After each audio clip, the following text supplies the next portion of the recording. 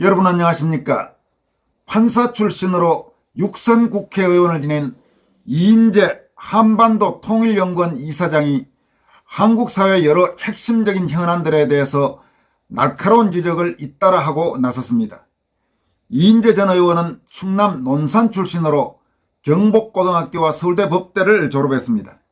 사법시험에 합격해서 판사, 변호사, 노동부 장관, 경기도지사를 지냈고 국회의원으로 6선을 지내기도 했습니다. 이인재 전 의원은 먼저 대한민국 사법부, 특히 대법원의 추락, 대법원의 신뢰 상실에 대해서 심각한 우려를 표명하고 나섰습니다. 이 같은 대법원의 신뢰 상실은 민주주의의 탑을 송두리째 무너져 내리게 만드는 것이라고 지적하면서 썩은 것은 다 도려내야 한다고 강조했습니다. 이인재 전 의원은 오래전 동남아의 한 나라의 국정감사를 갔다가 그곳 교민으로부터 충격적인 이야기를 들었다라는 말로 글을 시작했습니다. 그 나라에서는 대법원 판결을 돈으로 살 수 있다는 것이다. 그때 나는 그 나라가 후진국이라 그렇지 우리나라에서는 어림없는 일이라고 생각했다고 밝혔습니다. 그러니까 아까도 말씀드린 대로 이인재 전 의원은 원래 판사로 사회생활을 시작한 분입니다. 그런데 과거 동남아에 갔다가 그 나라에서 대법원 판결을 돈으로 살 수 있다는 이야기를 들었고 우리나라에서는 어림도 없는 일이다 이렇게 생각했는데 지금 돌아가는 걸 보면 그게 아니라는 말이 다음에 이어지고 있습니다. 이인재 전 의원의 이 관련 지적을 한번 소개해 보도록 하겠습니다. 그런데 대장동 사건의 남욱 변호사가 김만배로부터 이재명 관련 두 사건의 판결을 그가 개입해 대법원에서 뒤집었다는 말을 들었다는 진술을 이미 검찰에서 한 사실이 드러났다. 남욱은 정권교체가 되기 한참 전인 2021년 10월 검찰에서 그런 진술을 했지만 문정권 검찰이 깔아뭉개버린 것이다. 이미 이런 재판 거래를 뒷받침할 정황사실이 밝혀졌다. 이재명 사건 가운데 선거법 위반 사건에 관하여 재판 연구관들은 모두 기각 의견을 내놓았다. 대법관들의 의견이 엇갈렸는데 결국 선임재판관 권순일과 대법원장 김명수가 기각 의견을 내는 바람에 7대5로 원심 판결이 뒤집혔다. 권순일이 기각 논리를 선도했다. 김만배는 판결 전 권순일을 7번 방문했고 판결 직후 한 차례 방문했다. 권순일이 퇴직하고 변호사 개입도 하기 전 김만배는 그를 화천대유 고문으로 영입해 매월 1,000만 원이 넘는 돈을 주었다. 남욱이 전하는 말처럼 재판 거래가 실제로 이루어졌을 가능성이 농후하다. 그렇다면 우리가 피와 땀으로 쌓아올린 민주주의 탑은 송두리째 무너져 내리는 것이다. 법과 양심의 최후 보루가 썩었다면 우리는 무엇을 믿고 살 수 있을까? 이는 국가 재난사태다. 검찰은 불문곡직하고 진실을 파헤쳐야 한다. 썩은 것은 다 도려내야 한다. 민주주의를 다시 세워야 한다. 이인재 전 의원이 지적한 것처럼 사법부 특히 대법원이 이런 식으로 문제가 생기면 이건 정말 심각한 일입니다.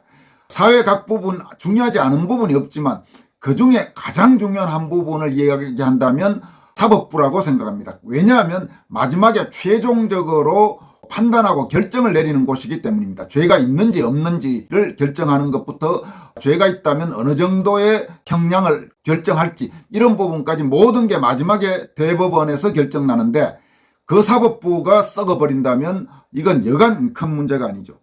그렇지 않아도 지금 대한민국 사법부, 대법원은 여러 가지 논란에 휩싸여 있습니다.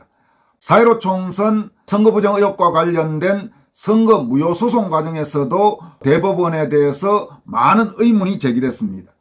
말이 나온 김에 말입니다만은 이인재 전 의원의 경우 4.15 총선의 선거관리 공정성에 아주 심각한 의문을 갖고 있는 대한민국 원로 중 한 명입니다. 그동안 공개적으로 4.15 총선 선거관리는 뭔가 심각한 문제가 있는 걸로 보인다는 의견을 몇 차례 밝힌 바가 있습니다.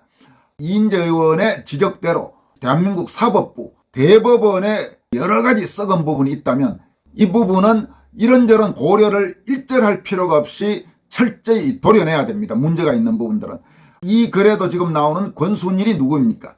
바로 2020년 4.15 총선 당시 중앙선거관리위원장을 겸직하면서 논란이 되고 있는 그 권순일이 이재명과의 유착 의혹, 또 화천대유와의 관계, 이따위 인간이 대한민국 대법관을 하고 중앙선거관리위원장을 했으니 이게 나라가 어디 정상적인 나라라고 할 수 있었겠습니까? 그리고 이런 권순일 같은 자가 고위직에 앉아서 했던 여러 가지 일들, 대법원의 일들, 중앙선관위의 일들을 우리가 어떻게 신뢰하고 권순일의 판단과 결정에 대해서 지지할 수 있겠습니까? 권순일은 지금 당장 수사해야 될 그 대상입니다. 왜 수사가 늦어지고 있는지가 의심스러운 그런 자가 바로 권순일이라고 할 수 있겠습니다. 이인재 전 의원은 또 최근 한국 사회를 발칵 뒤집어 놓은 간첩 사건과 관련해서도 날카로운 지적들을 하고 있습니다. 먼저 이 내용부터 살펴보겠습니다. 북의 지령을 받고 창원, 제주 등에서 간첩 활동을 해온 조직의 윤곽이 밝혀지고 있다. 이는 빙산의 일각에 불과할 것이다. 문 정권 때 청주 거점 간첩단이 모습을 드러냈다 흐지부지된 일이 있었다. 보도에 의하면 이번 적발된 간첩단 추적도 문 정권이 가로막았다는 것이다. 문 정권은 막무가내로 국정원에서 대공수사권을 박탈했다. 간첩단을 찾아내는 일은 오랜 시간과 고도의 전문성을 요구한다. 국정원 같은 비밀 정보기관만이 해낼 수 있다. 정보공작과 수사를 분리하면 거미줄처럼 뻗어나간 간첩 조직을 일망타진하는 것은 불가능에 가깝다. 문 정권이 무슨 의도로 국정원에서 간첩 수사를 못하도록 했는지 뻔하다. 내년 총선에서 우리가 의회 주도권을 회복하면 바로잡아야 한다. 새 정부의 국정원은 어려운 여건이지만 신기일전하여 우리 사회에 남마처럼 뻗쳐있는 간첩망을 뿌리 뽑아야 한다. 국민의 생명과 평화를 담당하는 안보의 둑이 간첩단이 뚫는 구멍으로 무너져서는 안 될 것이다. 그렇습니다. 국정원의 이 간첩 수사 권한 이 부분은 반드시 회복시켜야 합니다. 대공수사권은 경찰에 모두 넘기는 것은 현실적으로 간첩들을 잡는 데 한계가 있습니다.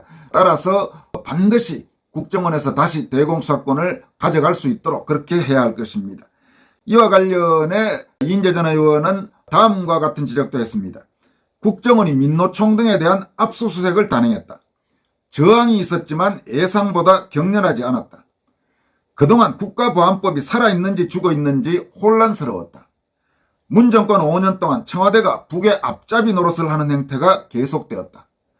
문재인이 간첩이라고 주장하다 재판을 받은 사람에게 법원이 무죄를 선고할 지경이 되었다. 이번 국정원의 강제수사는 국가보안법이 살아있다는 선언이다. 간첩 조직 색출은 국가 안위를 위해 너무도 당연한 조치다. 시비를 걸어서는 안 된다.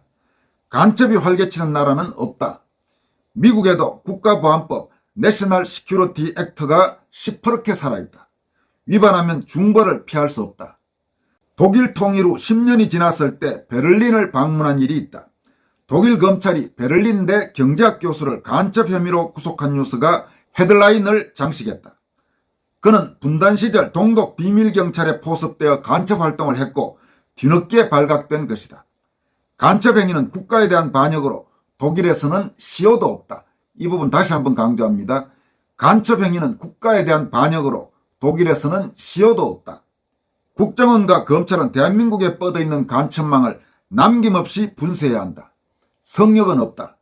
월남 폐망 후 월남정권 핵심부에 간첩이 절비했던 사실이 밝혀졌다. 지금 수사 대상인 민노총은 빙산의 일각일 뿐이다. 정치, 교육, 문화 등 분야에도 간첩들이 수두룩하다는 게 상식처럼 되어 있다. 국정원의 분발을 촉구하고 기대한다. 이어서 한국 사회에서 조폭과 좌익 정치 세력과의 유착, 심각한 이 문제에 대한 지적도 하고 있습니다. 이런 내용입니다. 조폭은 권력을 등에 업으려는 본능을 갖고 있다. 생존의 문제이기 때문이다. 많은 영화가 조폭과 권력의 유착을 소재로 다룬다. 영화 아수라에서 동남시장과 조폭의 결탁은 경이로울 지경이다. 이재명이 검찰에 출두하는 날 태국에 은신하고 있던 쌍방울 회장이 체포됐다. 그는 유명한 조폭 두목 출신이다. 그와 이재명의 복잡한 유착관계가 수사 대상이다. 진실은 밝혀질 것이다. 문 정권이 들어서서 조폭이 대형 기업을 인수하는 사례가 부쩍 늘었다. 앞에 쌍방울뿐만 아니라 서울의 하얏트 호텔, 강원도 알펜시아 리조트 등이 그것이다. 수조 원대 금융사기 행각을 벌인 옵티머스 라임 사태의 배후에도 조폭의 그림자가 어른거린다. 과거 정권에서는 없었던 일이다. 정권 차원의 비호가 없었다면 불가능한 일이 벌어진 것이다. 알펜시아를 조폭에 넘긴 혐의로 최문순 강원지사가 수사선상에 올라있다.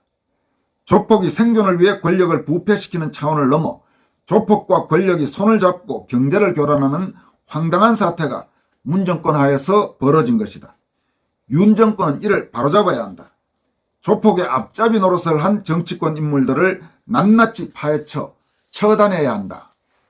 대한민국에서 조폭이 본격적으로 양지에 나와서 소위 기업인으로 행세하기 시작한 시점은 김대중 정권 때부터라고 알려져 있습니다.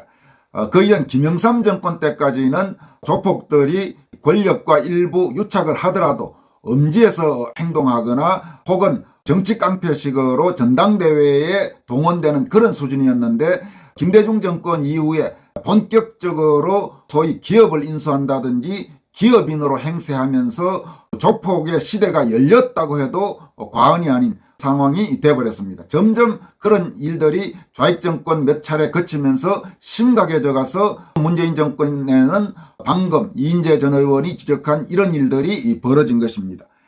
이인재 전 의원은 이와 관련해 또 다음과 같은 지적도 하고 있습니다. 쌍방울 그룹 회장 김성태가 검찰에 압송되고 검찰이 이재명을 소환했다. 여러분 아시다시피 이 김성태란 친구는 바로 조폭 출신입니다. 호남 조폭 출신인데 쌍방울을 인수해서 졸제 기업 회장이 되어 있는 친구죠. 얼마 전에 구속됐죠. 이재명은 야당 파괴, 민주주의 파괴에 단호하게 대응한다고 엄포를 놓는다. 역사상 얼마나 많은 나라가 흥망성쇠를 거치며 명멸했을까. 그 대부분의 나라는 부패로 멸망했다. 그러므로 부패는 곧 국가의 적이다. 이재명 관련 수사는 모두 부패를 겨냥하고 있다. 신문을 보니 문 정권이 덮은 옵티머스, 디스커버리 등 대형 금융부패 사건을 재수사한다고 한다. 모두 몇천억에서 조대를 넘는 천문학적 부패 사건이다. 문 정권이나 이재명이나 주사파를 토대로 하는 좌파 세력이다. 오래전에는 보수는 부패로 망하고 진보는 분열로 망한다고 했다. 그런데 요즘에는 거꾸로 보수는 분열로 망하고 진보는 부패로 망한다고 한다.